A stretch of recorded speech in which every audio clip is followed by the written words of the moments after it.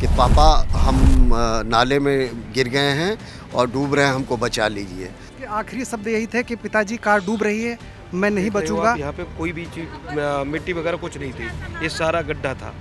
यहाँ से इतना आगे सारा गड्ढा था। ये सारा गड्ढा जो है मिट्टी भर के डाल के नेक्स्ट डे भरी गई है। मतलब 16 का केस था, 17 तारीख को मिट्टी पड़ी है, 18 तारीख को इसको मतलब फ्रेश करके वो तैयार किया गया।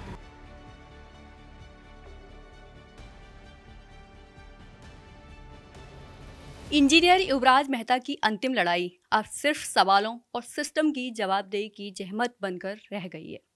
मैं उसी जमीन से पड़ताल कर आई हूँ जहाँ युवराज की आखिरी आवाज़, उसके पिता की बेबसी और सिस्टम की सुस्ती कैमरे के सामने सवाल उठाती है। मैं हूँ दीप्ति मिश्रा और यह रिपोर्ट सिर्फ खबर नहीं, विफलता का रिकॉर्ड है, जवाबदेही की पुकार है और युवराज के परिवार की आवाज़ है।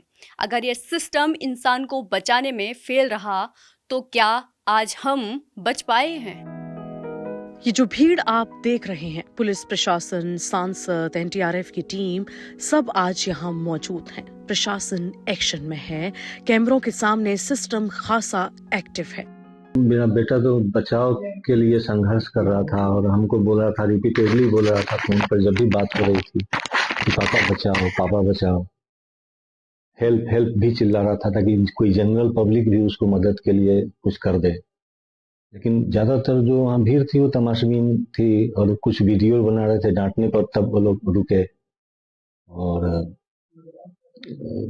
मेरे बच्चे की जान खामखा चली गई बिना कोई संसाधन उपयोग किए। सही समय पर उचित संसाधन उसको नहीं मिला सपोर्ट के लिए, उसका जीवन चला गया। लेकिन आपको बता दें कि वही जगह है जहां 16 और 17 जनवरी की दरमियानी रात घना कोहरा था, रोशनी बेहद कम थी और सिस्टम पूरी तरह गायब था। न कोई चेतावनी बोर्ड, न बैरिकेडिंग, न रिफ्लेक्टर्स।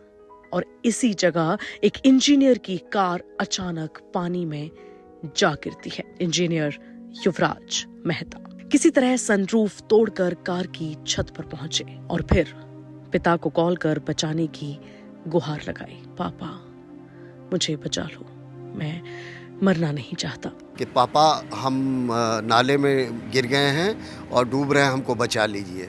उनकी आंखों के सामने बेटा बचा लो पिताजी, बचा लो पिताजी कहते हुए। मामले में अब तक क्या क्या हुआ?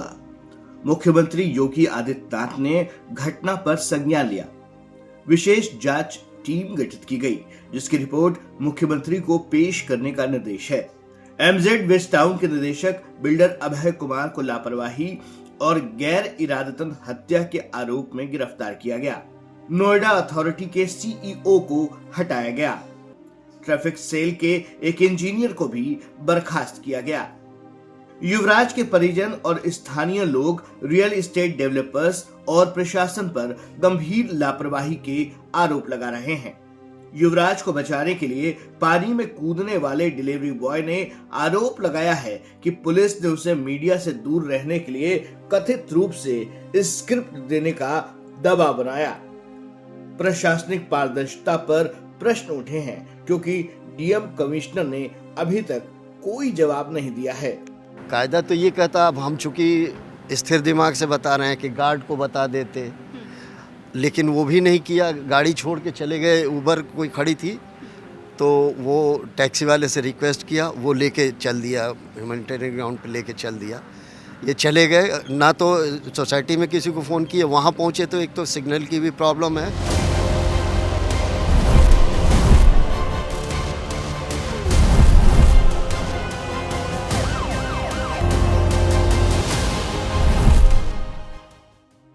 जनवरी की रात नोएडा का यह इलाका घने कोहरे में डूबा हुआ था।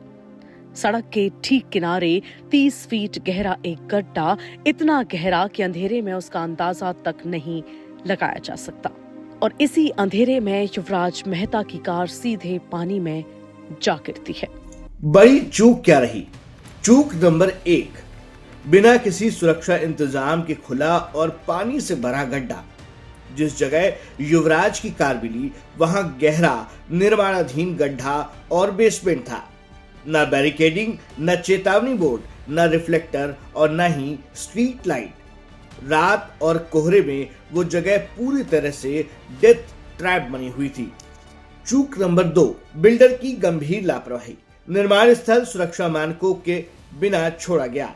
पानी निकासी की कोई व्यवस्था नहीं, साइट को सील या सुरक्षित नहीं किया गया। इसी आधार पर बिल्डर या प्लॉट मालिक की गिरफ्तारी हुई। चूक नंबर 3, रेस्क्यू में देरी, जान बचने की संभावना गई। कार करीब 90 से 91 घंटे बाद निकाली गई। शुरुआती घंटों में high power crane, under water camera, professional diver समय पर भी नहीं लाए गए। यह थी जिंदगी की जंग। कार पानी में डूब रही थी, लेकिन युवराज ने हार नहीं मानी। कार की सनरूफ तोड़ी, कार की छत पर पहुंचे और उसी हालत में अपने पिता को फोन किया। यह कॉल नहीं थी, ये जिंदगी की गुहार थी। ये वो आखिरी गुहार थी जो युवराज ने लगाई। पापा, मुझे बचा लो, मैं मरना नहीं चाहता। दुखद बात सबसे यह है कि यहाँ पर पूरा सिस्टम लाचार, बेबस कहे या नाकाम रहा और युवराज के पिता जो राजकुमार जी थे, उनकी आंखों के सामने बेटा बचा लो पिताजी, बचा लो पिताजी कहते हुए उसके आखिरी शब्द यही थे कि पिताजी कार डूब रही है, मैं नहीं बचूंगा, और उसने अंदर चला गया। गाड़ी पे बैठ के उसने फ़ोन किया, वहाँ से पानी में से अपने गाड़ी पर से फ़ोन किया फादर को कि पापा हम नाले में गिर गए हैं और डूब रहे हैं, हमको बचा लीजिए। तो अभी ये सुन के वो घबरा गए। नीचे आए, उनकी स्कूटी खड़ी थी, कार तो बेटा लेके गया था, एक कार है एक स्कूटी है, उससे वो स्कूटी से आए, यहाँ गाड़ी बंद हो गई। क्या होना चाहिए? बिल्डर और नोएडा अथॉरिटी के जिम्मेदार अफसर दोनों पर चार्जशीट दायर हो, एसआईटी रिपोर्ट पब्लिक डोमेन में आए, ट्रायल को फास्ट ट्रैक कोर्ट में लाया जाए, एसओपी तोड़ने वालों की वार्षिक गोपनीय रिपोर्ट यानी कि एसीआर में एंट्री हो।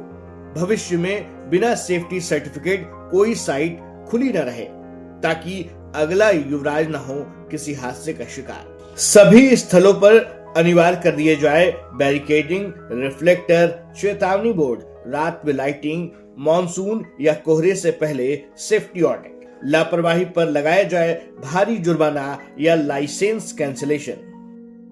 कड़ाके की ठंडी में बेटे की आवाज सुनते ही पिता राजकुमार मेहता घर से निकलते हैं।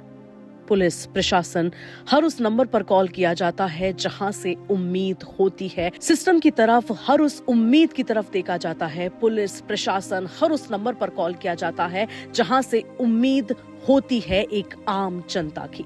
इस मामले पर सांसद डॉक्टर महेश शर्मा ने कहा कि 2 महीने पहले मैंने इस मामले को लेकर एक चिट्ठी लिखी थी, लेकिन दुर्भाग्य से उस पर संज्ञान नहीं लिया गया। लेकिन योगी के राज में दोषियों को बख्शा नहीं जाएगा। आखिर अब सवाल उठता है कि सिस्टम ने अपने ही सांसद महोदय की सलाह को गंभीरता से नहीं लिया, जिसका खामियाजा एक मासूम की मौत के रूप में सामने आया। इसे क्या माना जाए कि नोएडा प्रशासन ने सिर्फ इस बात का इंतजार किया कि एक जान जाए और फिर हम हरकत में आए। इस मामले में अब तक अथॉरिटी के सीईओ का तबादला तो हुआ है, लेकिन डीएम अब तक मौन है। क्या अब चेतने का समय नहीं आया है कि नोएडा में एक अभियान चलाकर जानलेवा गड्ढों को समाप्त किया जाए? लेकिन सिस्टम उस रात पूरी तरह से ठंडा पड़ा था। कॉल रिसीव तो हो रही थी, मगर समय पर कोई नहीं पहुंच पाया और ना ही युवराज बच पाया। जब तक रेस्क्यू टीम पहुंची, बहुत देर हो चुकी थी। एनडीआरएफ की टीम पानी में उतरी, सर्च ऑपरेशन शुरू हुआ और तब तक 30 फीट नीचे से आ रही वो आवाज धीरे धीरे खामोशी में तब्दील हो गई, हमेशा के लिए।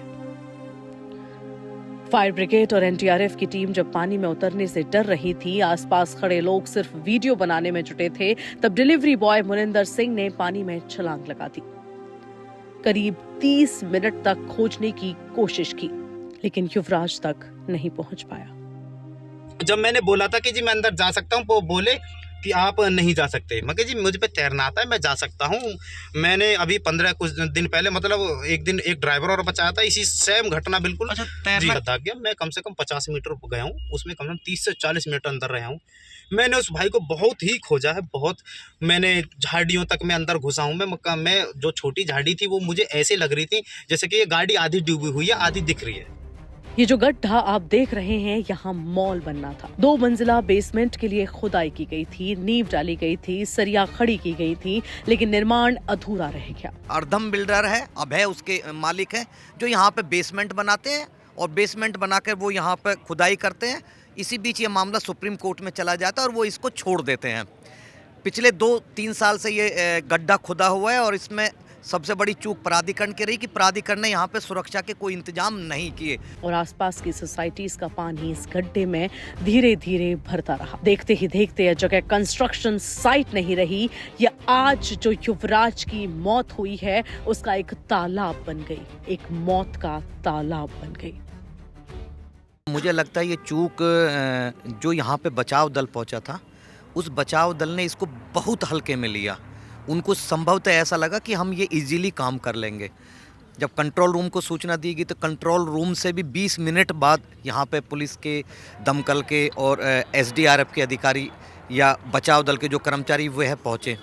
यदि इसको वो गंभीरता समझते इस बात की, तो यहाँ पे आला अधिकारियों को भी आना चाहिए था। कोई भी ना दमकल का आया, ना एसडीआरएफ का आया और ना पुलिस का कोई सीनियर अधिकारी मौके पर नहीं पहुँचा और सभी ने इसको बहुत हल्के में लिया। उन्होंने संभवतः सोचा कि छोटी मोटी घटना है, आराम से वहाँ निकाल लिया जाएगा, लेकिन ये एक बड़ी घटना थी और जो बचाव दल के कर्मचारी थे उन्होंने कोई कोशिश नहीं की। जो एक अनट्रेंड युवक था, डिलीवरी बॉय, वो आता है, वो रस्सी बांध के अंदर चला जाता है, लेकिन जो प्रशिक्षित थे पुलिस वाले या दमकल विभाग के, वो अंदर उतरने की हिम्मत नहीं जुटा पाते हैं। उनका साहस नहीं दिखा पाए वो। उनके साहस न दिखाने की वजह से युवराज को अपनी जान गंवानी पड़ी। एक बेबस पिता दौड़ता रहा 2 घंटे, चिल्लाता रहा कि मेरे बेटे को बचा लो। अंतिम समय में उसने कहा, जिस समय उसकी अंतिम आवाज़ थी, वो कह रहा पापा मुझे बचा लो, मैं मरना नहीं चाहता। उसके बावजूद बचाव दल का कलेजे पे कोई उन पर नहीं पसीजा और उन्हें हिम्मत नहीं जुटा पाए। मैं ये कहता हूँ अगर ये कोई गांव की घटना होती, कोई गांव का व्यक्ति यहाँ पे होता, वो सब छलांग लगा के उसको बचा लेते। एक ट्यूब भी वो ले आते, बड़े संसाधन नहीं थे, एक ट्यूब भी अगर वो डाल देते, ट्यूब के सहारे भी उस तक पहुँच के उसको बचाया जा सकता था। लेकिन ये भारी चूक हुई है बचाव दल की। उन्होंने कोई प्रयास नहीं किया और उन्होंने मामले को पूरे को हल्के में लिया। अगर वो इस मामले को गंभीरता से लेते तो युवराज आज अपने पिता के साथ होता।